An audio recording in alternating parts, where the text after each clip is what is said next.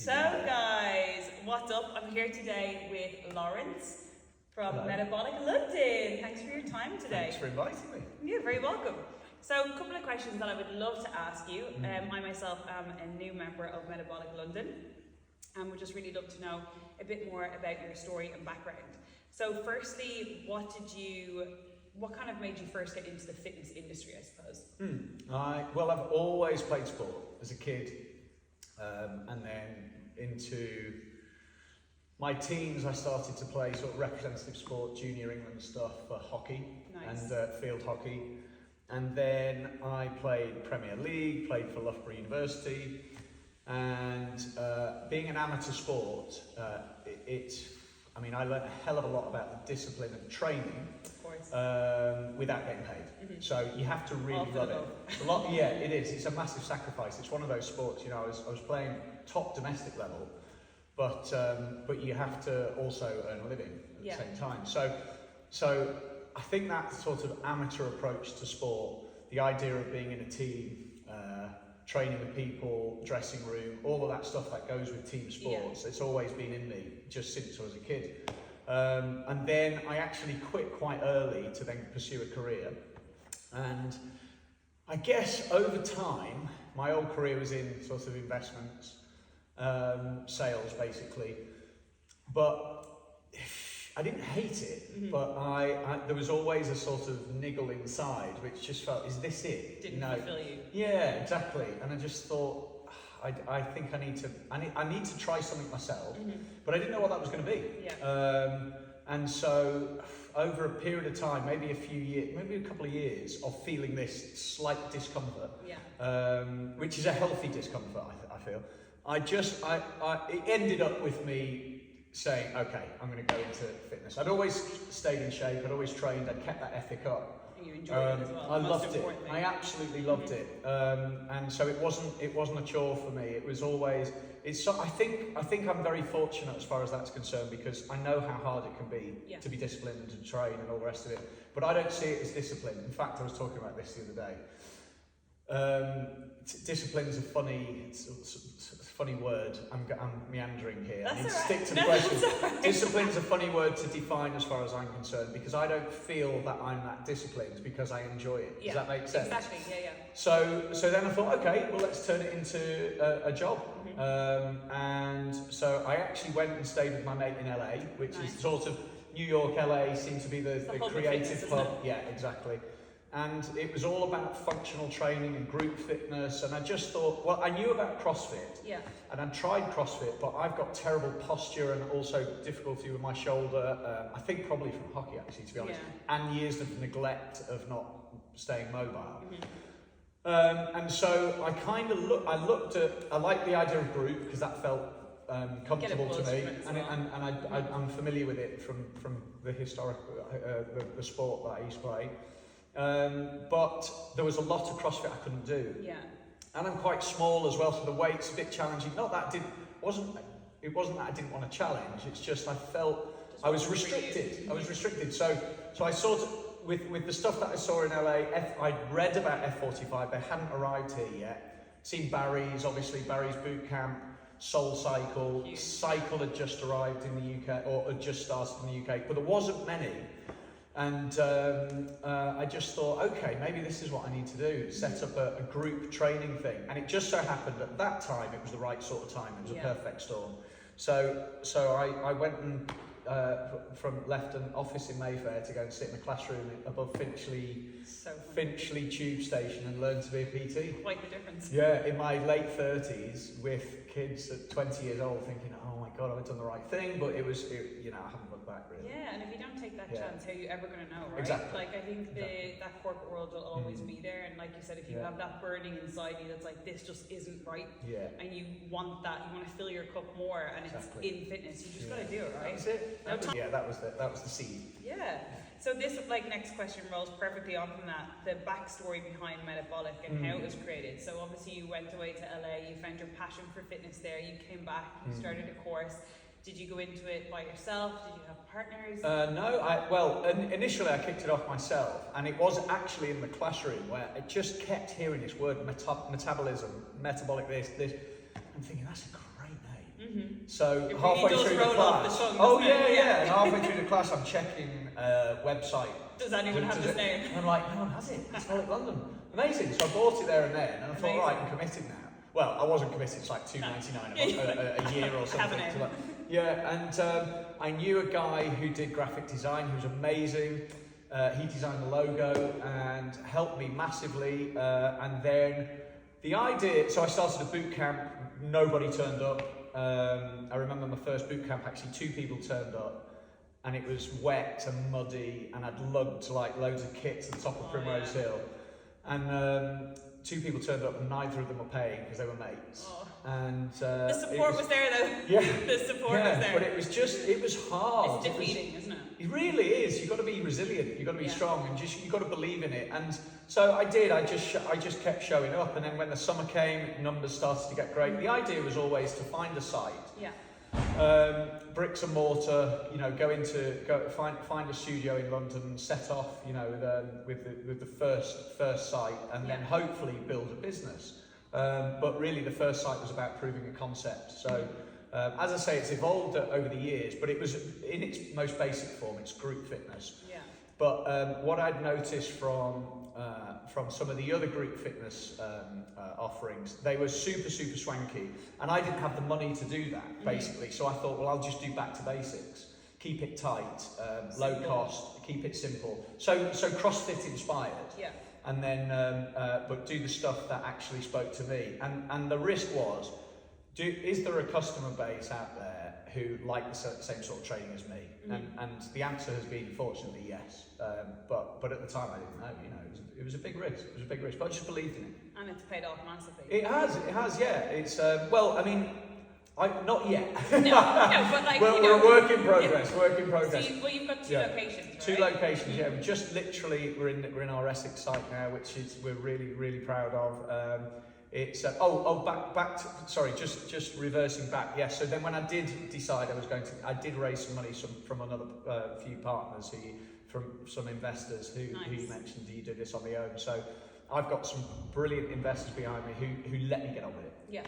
And that's really important. I pick them strategically for that reason. You have to. I think if you've got a vision, you need someone that completely will trust in your vision and that is happy for you to take the lead and be like, run with it. Exactly. This is your baby. Exactly.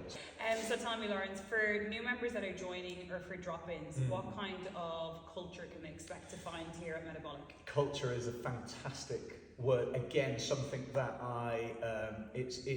it's become incredibly important to me. I didn't understand fully the importance of this from day one. Yeah. So it's something I am all over right now and need help with as well. Assistance from the right people who we're bringing in, which is great. But culture is so important, and I think the culture that we want to try and promote is based around, first and foremost, we want to offer a quality product, but that's a given. You have to really. It's so competitive out there. Yeah. You have to be good. Yeah. But then the culture on top of that is so important, and I think around fitness, especially with the type of fitness we do, it can be very intimidating. Yeah. So what's top of our list is trying to make the place warm and welcome. People who are into fitness have no problem bursting through the door of a new facility. It's easy. It's like, give me a go at it. It's fantastic. So you'll get those guys anyway, and they're your core. They're your sort of, to use that Apple phrase, early adopters. Exactly. But the super fit, I mean, it's growing, but the super fit represent the smaller part of the market. The big market is people entering into the fitness world and also just developing their skills and knowledge and experience. And that can be walking into a gym that is serious about the fitness, a training facility we should call it really. Walking into a training facility can be really intimidating. So what's really important is that we get that culture right, which is staff and members alike are just open and welcoming and try and break down that barrier of intimidation. Absolutely. And that's really where we want to get to. And it's a tough one, but I think we're on top of it. Yeah. I feel like definitely, like for me, it's like a vibe. Like when I walk into somewhere and I see people that are like happy to be there, they're training in all different aspects, whether they're doing their own thing or they're doing a class. Yeah. But like they're getting that coaching, everyone's getting mucked in, and like that to me is a big thing. That's what draws me into a facility. And yeah, I absolutely love it. So Brilliant. you're doing good. Glad about that. Awesome. So knowing what you know now in regards to like your own fitness, your own training, is there anything that you can look back on and go, oh my God, why did I do that? Why did I start that?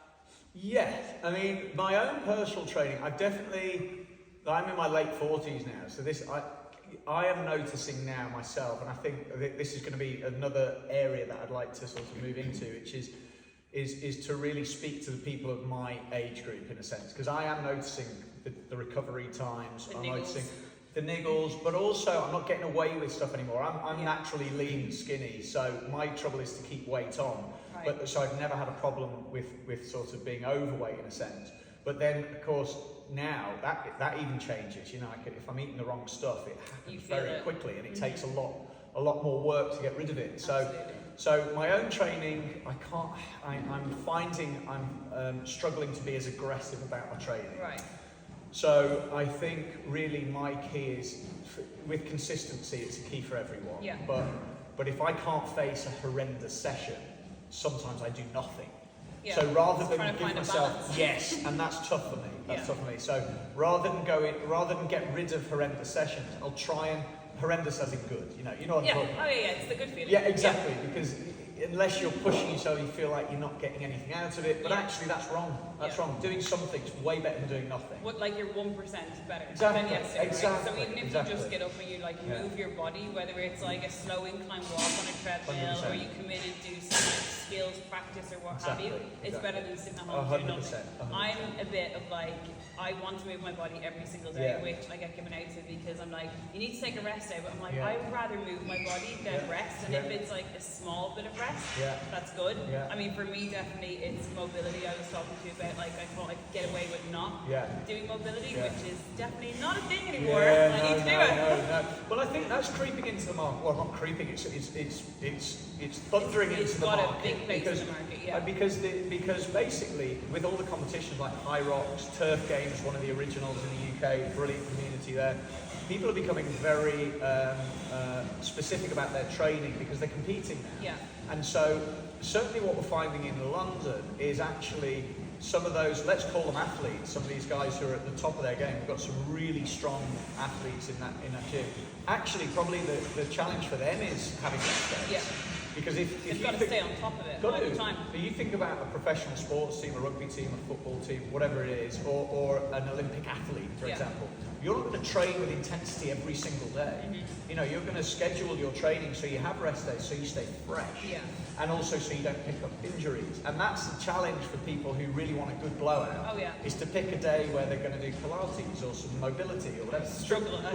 So much I understand the mindset, but I think that's going to be the next wave, because people are really serious about competing. Then they really should start to look at how to maintain a level rather than get stale and pick up niggles.